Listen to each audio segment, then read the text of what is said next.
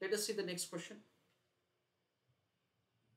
A bank enters into a forward purchase telegraphic transfer covering an export bill for Swiss franc 1 lakh at the rate of rupees 45.4 due on 25th of April and covers itself for the same delivery in the local interbank market at the rate of 45.42. However, on 25th of March, exporters sought for cancellation of the contract as the tenure of the bill is changed. In Singapore market, the Swiss franc was quoted against the dollar as under spot दे रखा है, 1 महीना 2 महीना और 3 महीने का forward दे रखा है. And the interbank market, highlight the portion interbank market, dollar were quoted at spot दे रखा है डॉलर करेंसी का, अप्रैल मई और जून उसका भी एक्सचेंज रेट का इंफॉर्मेशन दे रखा है, in which you can see it is 0.41, 0.42, 0.43, 0.44, 0.45, 0.46 ऐसा हमको रेट से रखा है. Calculate the cancellation charges payable by the customer if the margin, if exchange margin required by the bank is 0.10% on buying as well as selling. यानी हमको ऐसा दे रखा है that the buying rate और selling rate दोनों के लिए same ही लगेगा, that is say 0.10%. ऐसा हमको क्वेश्चन में दे रखा है.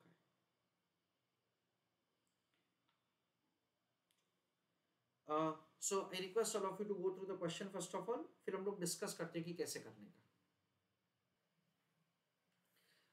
I want you to give answer in the chat box. Let's say हमको कौन सा ट्रांजैक्शन करना पड़ेगा आज. I want you to write in the chat box. हमको आज कौन सा ट्रांजैक्शन करना पड़ेगा. Let us have understanding. Let's say how to understand the transaction. देखो क्वेश्चन में ऐसा दे रखा है, a bank enters into a forward purchase telegraphic transfer covering an export bill for Swiss franc 1 lakh at the rate of 45.4 due on 25th of April and covers for the same delivery in the local interbank market at 45.42. ये देखो हमको question में ऐसा दे रखा है that say goods export हुआ है, इसलिए कस्टमर ने क्या ट्रांजैक्शन किया होगा, कस्टमर ने ट्रांजैक्शन किया होगा sale of Swiss franc and purchase of rupees. ऐसा कस्टमर ने ट्रांजैक्शन किया होगा जिसमें बैंक ने कस्टमर को क्या बोला, दैट से we will give you 45.40.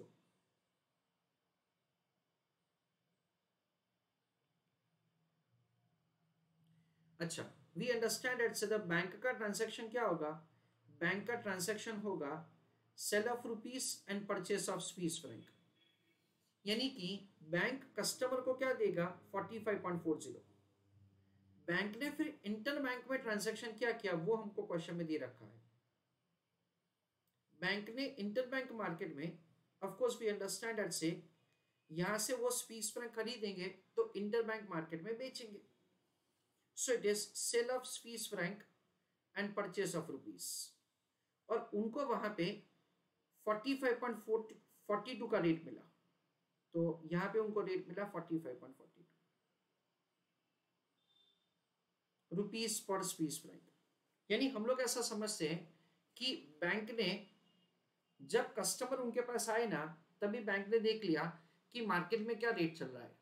Market में एक स्विस फ्रैंक का उनको 45.42 मिल सकता है, इसलिए उन्होंने कस्टमर को क्या बोला कि हम लोग आपको 45.40 देंगे. ऐसा हमको क्वेश्चन में दे रखा है. Now we understand that say this was the original transaction that had taken place. Now I come back to the question कि कस्टमर का ट्रांजैक्शन था, यानी कि हमारा ट्रांजैक्शन था sale of Swiss franc and purchase of rupees 45.40 rupees पर Swiss franc, और ये ट्रांजैक्शन का ड्यू डेट था 25 अप्रैल, ऐसा हम लोग समझते हैं।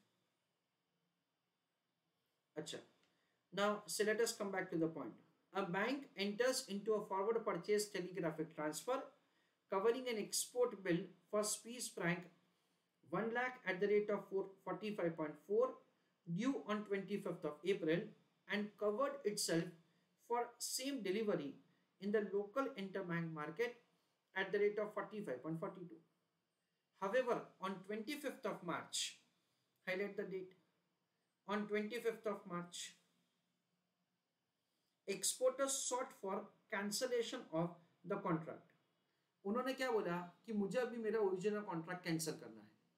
कैंसिलेशन का मतलब अभी हमने बहुत अच्छी तरह से समझ लिया है, there is no doubt about it, it is cell of rupees and purchase of Swiss franc, ऐसा हम लोग समझते हैं, है ना। ओरिजिनली जो ट्रांजैक्शन किया था उसका आपको रिवर्स करना पड़ेगा। अच्छा, हमको इंफॉर्मेशन दे रखा है लेट्स से ये 25 मार्च को हुआ, ये ओरिजिनल ट्रांजैक्शन 25 अप्रैल का था, यानी हमको क्या करना पड़ेगा, एक महीने का फॉरवर्ड कॉन्ट्रैक्ट करना पड़ेगा। In Singapore market Swiss franc were quoted as under, spot rate का मुझे जरूरत नहीं है, 2 महीने का फॉरवर्ड रेट का मुझे जरूरत नहीं है, 3 महीने का फॉरवर्ड रेट का मुझे जरूरत नहीं है, मुझे सिर्फ और सिर्फ ये 1 महीने का फॉरवर्ड एक्सचेंज रेट का इंफॉर्मेशन जरूरत है। इंटरबैंक मार्केट का इंफॉर्मेशन दे रखा है। अच्छा, now of course you will be able to understand that से ये जो स्विस फ्रैंक है उसको डॉलर के सामने दे रखा है और डॉलर है उसको रुपीस के सामने दे रखा है, यानी हमको क्या करना पड़ेगा friends, we are required to take help of cross currency deal, यानी हम लोग रुपीस सेल करेंगे, डॉलर को खरीदेंगे, डॉलर को सेल करेंगे और स्विस फ्रैंक को खरीदेंगे। ऐसा हमको 2 ट्रांजैक्शंस यहाँ पे करना पड़ेगा। This is the transaction number 1 and this is the transaction number 2, ऐसे हम लोग समझते हैं। एंड इंपॉर्टेंटली फ्रेंड्स, दोनों ट्रांजैक्शन क्या होगा, 1 महीने का फॉरवर्ड होगा। दोनों ट्रांजैक्शन क्या होंगे, 1 महीने के फॉरवर्ड ट्रांजैक्शन होंगे। That is what we understand. Now दूसरा इंपॉर्टेंट पॉइंट फ्रेंड्स, यहाँ पे ये हमको दे रखा है इंटरबैंक का रेट, इसलिए क्या होगा फ्रेंड्स, ये जो हमारा ट्रांजैक्शन का रेट है ना, उसी में हम लोग मार्जिन एडजस्ट करेंगे।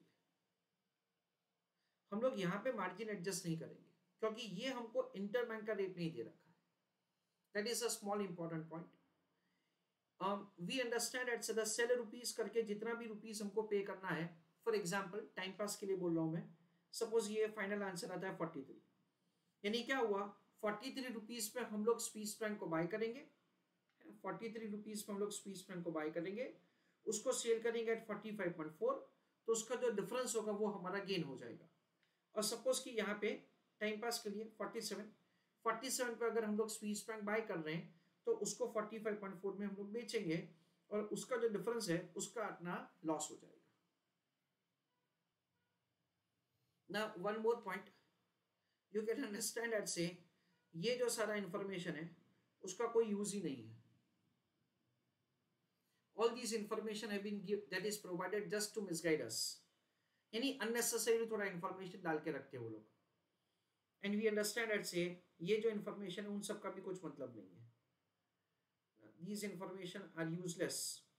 Why? Because we are interested in 1 month forward only. So I request all of you to write down answer along with me now. Again मैं explanation लिखवाते आंसर लिखवा रहा हूँ। Write down answer. As per information given,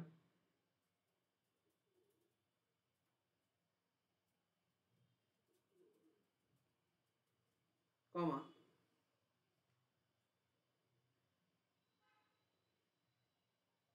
customer has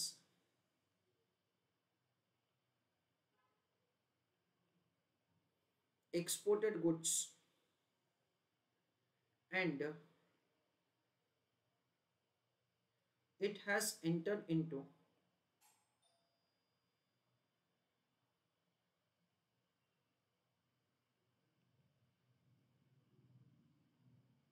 a forward contract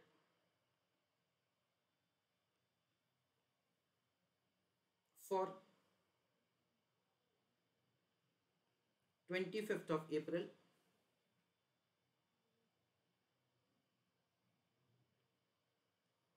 for sell of Swiss franc, purchase of rupees at the rate of 45.40 rupees per dollar.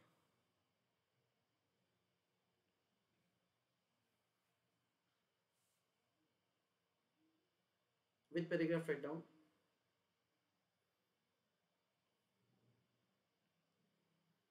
On 25th of March,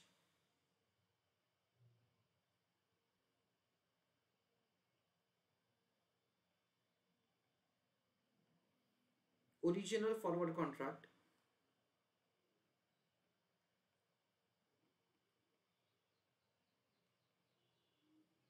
is to be cancelled.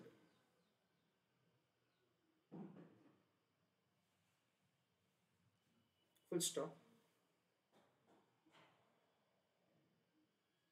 In that case,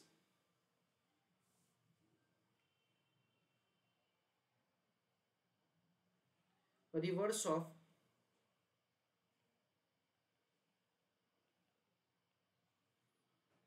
original contract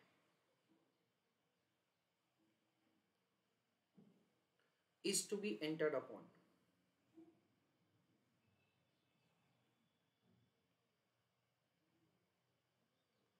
Full stop. It will be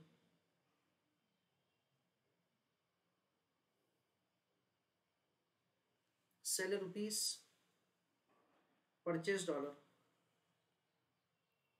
sell dollar, purchase Swiss franc. With paragraph write down.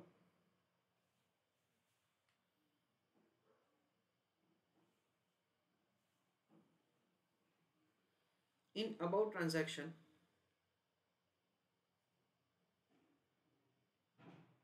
comma, for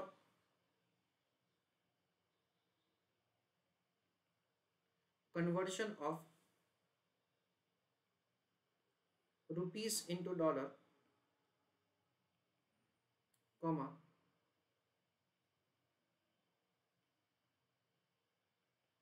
margin is to be adjusted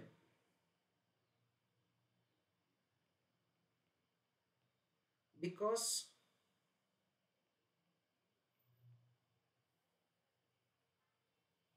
interbank rate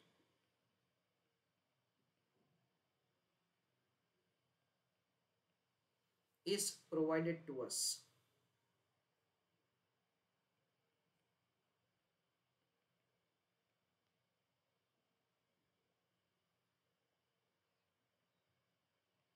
Full stop.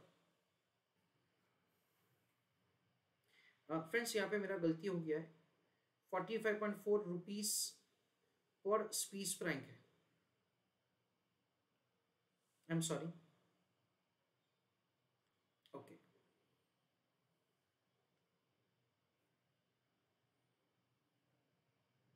Right on heading working note for calculation of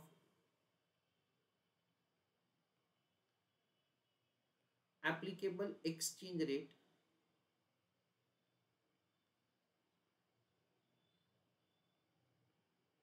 for cancellation. चलो, तो ये cancellation के लिए rupees पर Swiss Frank का कौन सा rate लगेगा वो आप मुझे चैट बॉक्स में लिख के बताइए. So let us have understanding how to calculate the answer, dear students. देखो यहाँ पे हम लोग ऐसा समझ सकते हैं, listen carefully what I am going to speak, that we have been provided with the information कि हम लोग रिवर्स कॉन्ट्रैक्ट करेंगे sell rupees and purchase dollar का. उसमें हमको सबसे पहले एक महीने का फॉरवर्ड एक्सचेंज रेट फाइंड करना पड़ेगा. ये इंफॉर्मेशन का कोई यूज नहीं है, इधर सिर्फ हमको कंफ्यूज करने के लिए दे रखा है. ये इंफॉर्मेशन का भी कोई यूज नहीं है. यहाँ पे वैसे स्पॉट रेट का इस्तेमाल नहीं होगा, पर फॉरवर्ड रेट फाइंड करने के लिए उसका इस्तेमाल करना पड़ेगा. सो 69.4302/4455। ये देखो आप लोग देख सकते हो, इट इज लो हाई, इसलिए उसको क्या करना पड़ेगा, ऐड करना पड़ेगा in a way that say it is like the swap points और द फॉरवर्ड पॉइंट्स, इसलिए उसको ऐड करेंगे यहाँ पे to compute the forward exchange rate. Now listen carefully, it is cell of rupees. Sell of rupees का मतलब क्या होगा, ये वाला जो रेट होगा that would be applicable for the transaction. और हम लोग रुपीज सेल करेंगे तो हमको ज्यादा रुपीज सेल करना पड़ेगा, इसलिए इसमें क्या किया जाएगा, मार्जिन को ऐड किया जाएगा। That is the way we are supposed to give the answer. So I request all of you to write down answer. It is calculation of 1 month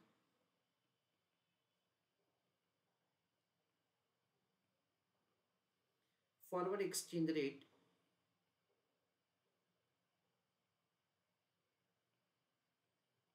for rupees per dollar।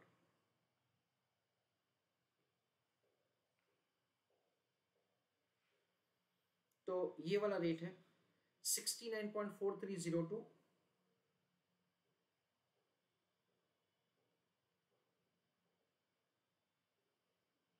Slash 69.4455। It is rupees per dollar.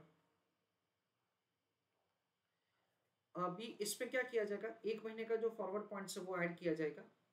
It is 41 and 42।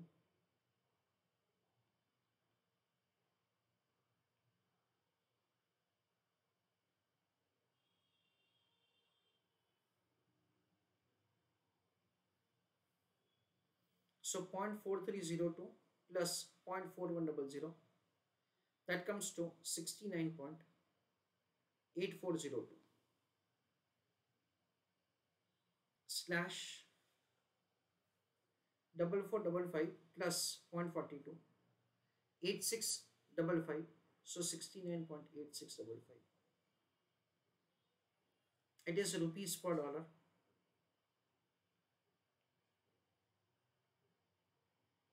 अच्छा, ये एक महीने का forward exchange rate हो गया। Transaction है sell rupees and purchase dollar, तो ये वाला रेट लगेगा। So we understand it is 69.8655 plus 0.10%, क्योंकि इस पर क्या दे रखा है फ्रेंड्स अपने को कि जो मार्जिन का रेट है वो सेम है परचेज करने के लिए एज वेल एज सेल करने के लिए। So it is 69.8655 plus 0.10%, that comes to 69.9354। it is rupees per dollar। तो ये रेट एप्लीकेबल होगा 1 मंथ फॉरवर्ड। उसके बाद हमको एक्सचेंज रेट चाहिए रुपीस पर स्विस फ्रैंक का, ये हमको एक्सचेंज रेट चाहिए। तो फाइनल आंसर क्या होगा फ्रेंड्स, फाइनल आंसर होगा रुपीस टर्म में पर Swiss Frank against Swiss franc dollar is given and against dollar rupee is given, है ना। दिस इज व्हाट से वी अंडरस्टैंड ना। रुपीस पर डॉलर का रेट हमारे पास ऑलरेडी है 69.9354, है ना। हमको रुपीस पर डॉलर का रेट चाहिए और वही हमको क्वेश्चन में दे रखा है, तो उसको रेसिप्रोकल करने का जरूरत नहीं है। Now we require the information about the dollar per Swiss franc। पर क्वेश्चन में हमको स्विस फ्रैंक पर डॉलर का इंफॉर्मेशन दे रखा है। This is what we understand is the Swiss franc per dollar. तो हमने क्या किया, सेल रुपीस परचेज डॉलर किया है, तो हमारे हाथ में डॉलर है। So sell dollar and purchase Swiss franc हमको कम मिलेगा। So 1.5150 it is 1.5150 Swiss franc per dollar. ये हमारा एप्लीकेबल एक्सचेंज रेट है। मुझे डॉलर पर स्विस फ्रैंक चाहिए, but Swiss franc per dollar हमारे पास क्वेश्चन में है, तो हमको क्या करना पड़ेगा, रेसिप्रोकल करना पड़ेगा, इंटू 1 डिवाइडेड बाय, इंपॉर्टेंटली यहाँ पे क्या होगा, हमको मार्जिन को एडजस्ट नहीं करना है क्योंकि ये हमको इंटर बैंक का रेट दे रखा नहीं है. That's it. So final answer would be 69.9354 divided by 1.5150. तो आंसर आता है 46.1920 rupees per Swiss franc. This is the way the applicable exchange rate is calculated. Now I want you to tell me कि finally ये जो cancellation charges का question है, इसका मतलब ये है कि आपको profit या loss find करना है due to extension of the contract, I'm sorry, due to cancellation of the contract. तो I want you to write in the chat box कि ये cancellation की वजह से कितना मुनाफा हुआ या कितना नुकसान हुआ. चलो next is calculation of profit और लॉस. देखो वापस मैं यहां पे आपको शॉर्ट एक्सप्लेनेशन दे रहा हूं. Friends, there is a small error in writing answer. It is 46.1620. kindly incorporate the change 1620. Now friends, calculation of the profit और loss का वर्किंग करते हैं. छोटा सा एक्सप्लेनेशन वापस. देखो हमको क्या करने का फ्रेंड्स, ओरिजिनल और कैंसलेशन. ओरिजिनल कॉन्ट्रैक्ट क्या था friends, it was sell of Swiss franc and purchase of rupees, ऐसा था ना. ओरिजिनल जो ट्रांजैक्शन था उसका एक्सचेंज रेट था 45.40. कैंसलेशन के लिए क्या करना है, sell of rupees and purchase of Swiss franc. Sell of rupees में कौन सा लगेगा, 46.1620. सेल का मतलब क्या करने का है फ्रेंड्स, सेल का मतलब करने का है पेमेंट, और परचेस का मतलब क्या करना है, रिसीप्ट. तो क्या लिखा जाएगा, कैलकुलेशन ऑफ प्रॉफिट और loss.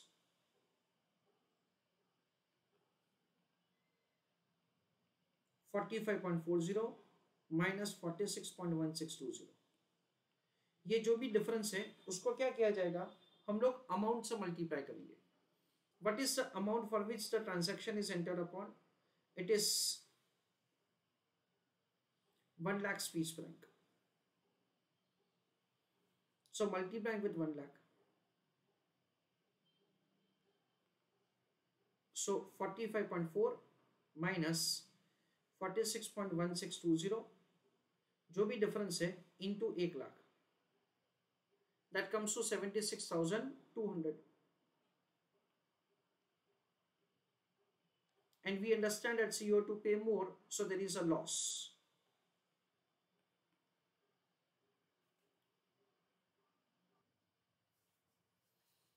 Let us have a quick revision of the answer. हमको ऐसा दे रखा है that से कस्टमर ने गुड्स एक्सपोर्ट किया है और उन्होंने 25 अप्रैल के लिए फॉरवर्ड कॉन्ट्रैक्ट किया है for conversion of the Swiss Frank into rupees. उसके लिए रेट लगा, दैट इज दिया है उनको 45.40, ऐसा दे रखा है. 25 मार्च को वो ऐसा बोलते हैं कि भी मुझे ये कॉन्ट्रैक्ट अभी कैंसिल करना है, तो हमको ये कैंसिलेशन का चार्जेस क्या होगा ये पूछा गया है. यानी 25 मार्च को 25 अप्रैल के लिए एक फॉरवर्ड कॉन्ट्रैक्ट किया जाएगा तो cancel the original one. Cancellation का बहुत सिंपल है, आपको रिवर्स कॉन्ट्रैक्ट करना है. पहले आपने स्विस फ्रैंक बेचा था, अभी आप उसको बाय करोगे ना. Sell rupees purchase dollar, sell dollar purchase Swiss franc, ऐसा ट्विन ट्रांजैक्शंस किया जाएगा.